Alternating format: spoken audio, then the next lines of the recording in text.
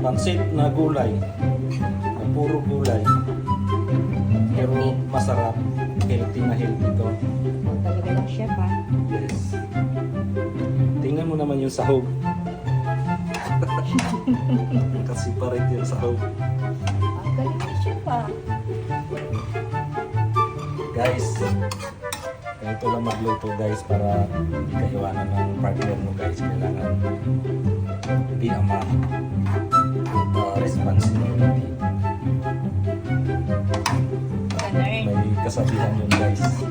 Paano mapanalo yung pagmamahal ng babae through their stomach.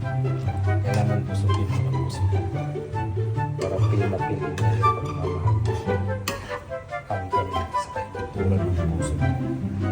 Okay? Okay, good. Stop!